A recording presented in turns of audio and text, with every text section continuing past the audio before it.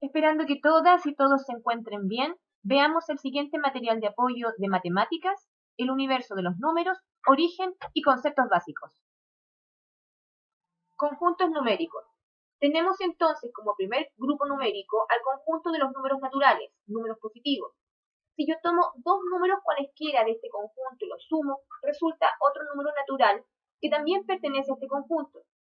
Si yo tomo dos números cualesquiera de este conjunto y los multiplico, resulta a otro número natural que también pertenece a este conjunto.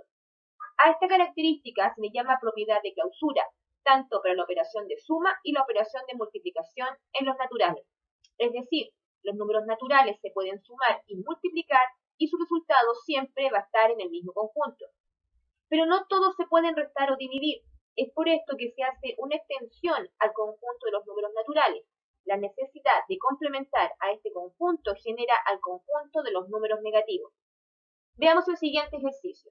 Si yo tomo dos números cualesquiera y los resto, su resultado puede que no pertenezca a este conjunto. Aparecen entonces los números negativos. Este nuevo conjunto numérico que contiene los números naturales a sus inversos negativos y al cero se designa mediante la letra Z proveniente del vocablo alemán Zahlen, que significa números.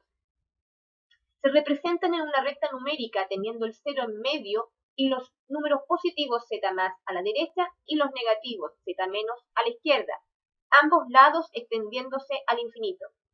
Los enteros positivos son mayores hacia la derecha, mientras que los negativos son cada vez más pequeños a medida que avanzamos a la izquierda, a medida que se alejan del cero. La distancia del cero a un entero positivo será la misma que a ese entero negativo, son de igual magnitud. La incorporación de los números enteros a los números naturales permite agrandar el espectro de cosas cuantificables, abarcando cifras negativas que sirven para llevar el registro de las ausencias o pérdidas, o incluso para ciertas magnitudes como la temperatura, que emplea valores sobre y bajo cero.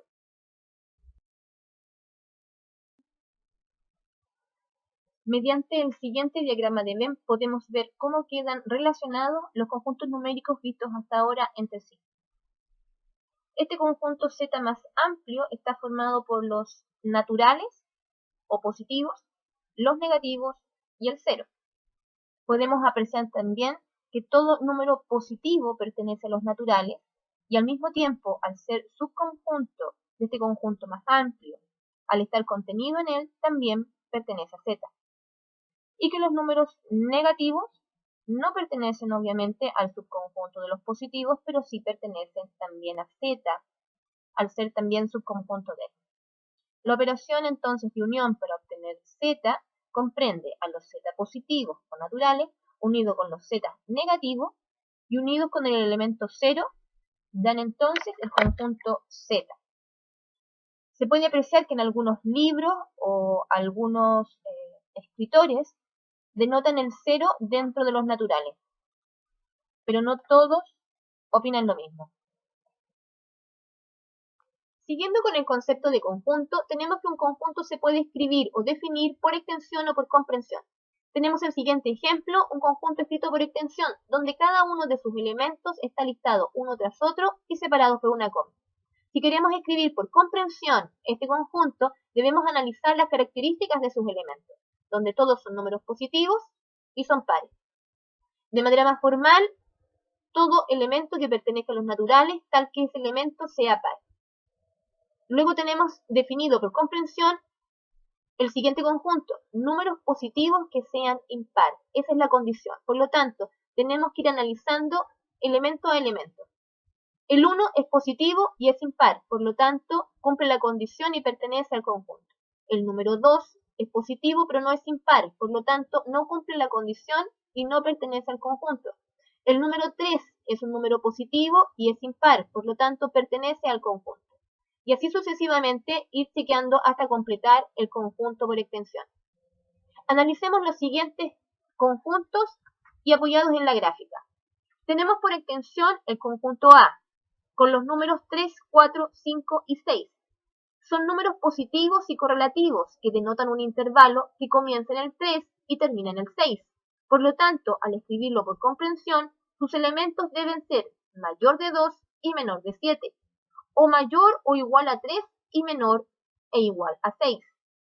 Tenemos ahora un conjunto escrito por comprensión, cuyos elementos pertenezcan a z tal que sean mayores a menos 3 y menores de 5.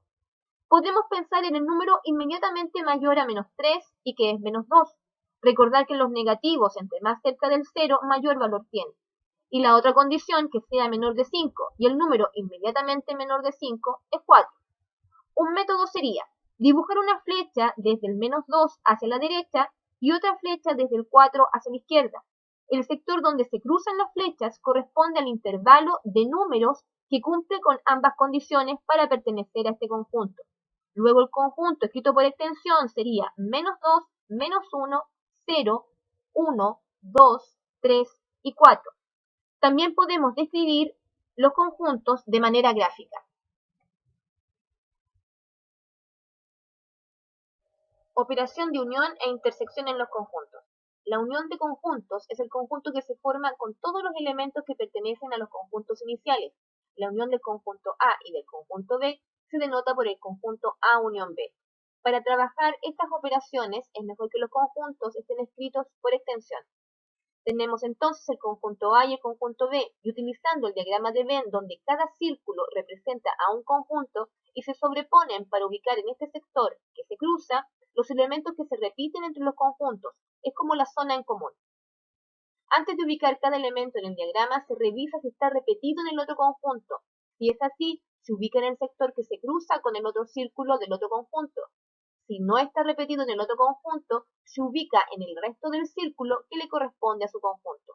Luego sombreamos todo el diagrama que comprende todos los elementos del nuevo conjunto unión, y es conveniente anotarlos en orden, de menor a mayor, quedando en este caso A unión B por menos 2, menos 1, 0, 1, 2, 3, 4, 5 y 6.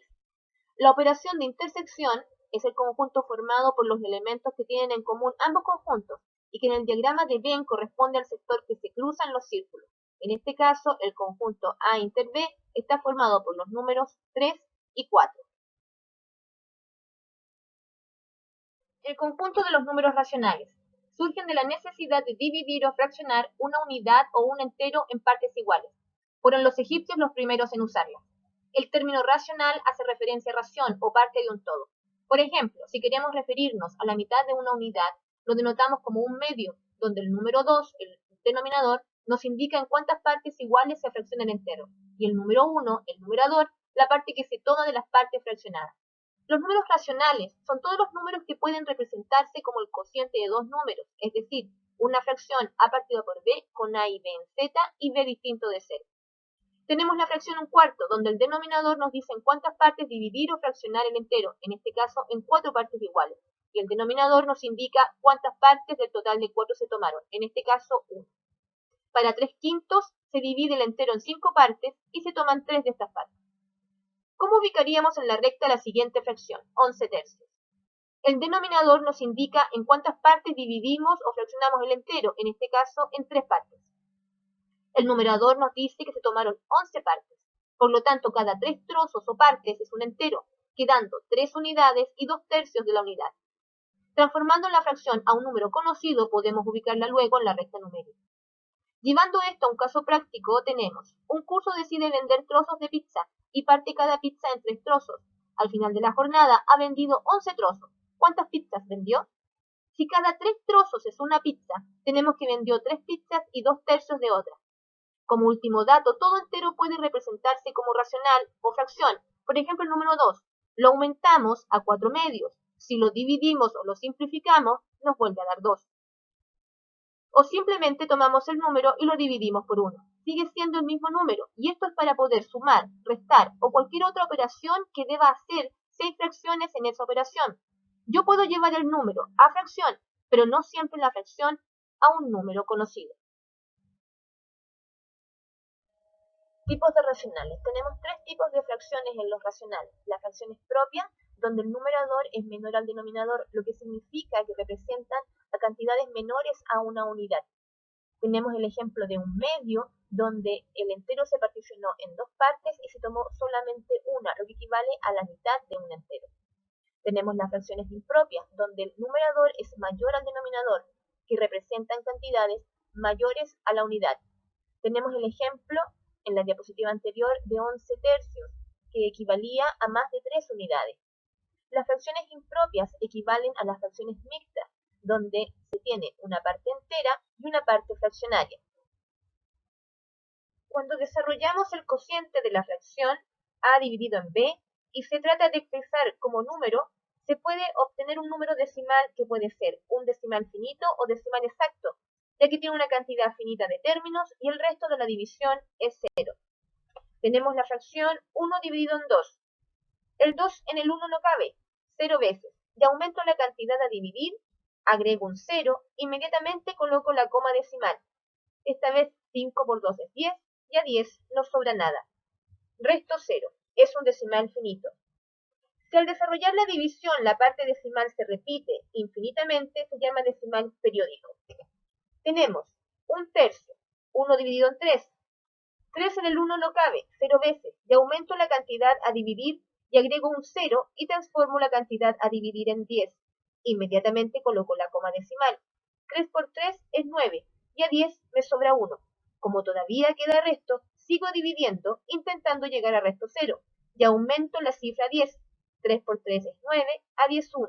Como esto se repite infinitas veces, se denota 0,3 con una barra arriba del número que se repite para indicar que esa cantidad se repite infinitamente. Puede darse que solo una parte de la parte decimal se repite infinitamente y se denominan semiperiódicos. Un sesentavos, 1 dividido en 60.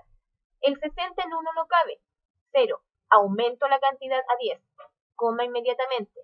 60 en 10 no cabe, 0 nuevamente. Vuelvo a aumentar a 100. 60 en 100 cabe una vez y sobran 40.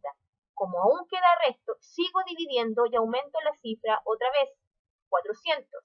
60 en 400 son 6 veces. 6 por 60 es 360. A 400 me quedan 40. Vuelvo a aumentar. Luego el 6 solamente se repite infinitamente, quedando 0,016 semiperiódico en el número 6. Y tenemos como último el conjunto de los números irracionales, que al tratar de expresarlos como número, dan un decimal infinito sin un patrón que se repita. Y tenemos como ejemplo raíz de 7, que podemos observar que sus números no siguen ningún patrón. ¿Cómo queda el universo de los conjuntos vistos hasta ahora? Primero tenemos los números positivos, que se generaron por el conteo de cosas. Luego se agregaron los negativos, los z, compuestos de los z positivos o naturales, z negativos y el cero. Luego vinieron los racionales, q, cuando se necesitó la ración o fracción de algo o de una unidad, de la forma a partido por b. Y si se desarrolla ese cociente o división, nos queda un decimal, a, b. Y por último, el conjunto de los irracionales que no se parecen en nada a los racionales. Ambos conjuntos, racionales e irracionales, forman el conjunto de los reales. Veamos la relación de pertenencia, donde todo número entero pertenece obviamente a los naturales y al mismo tiempo a los z por ser un z positivo, y pertenece a los racionales ya que le podemos dar una apariencia de racional. Pasa lo mismo con los negativos, pertenecen a z por ser un z negativo y también a los racionales por tomar también forma de un racional. Y tenemos los números fraccionarios que pertenecen a los racionales por tener la forma de fracción. Ninguno de estos números pertenece a los irracionales al no cumplir la condición de ser un decimal infinito con un patrón que no se repite. Existen otros tipos de números, pero no los veremos aún.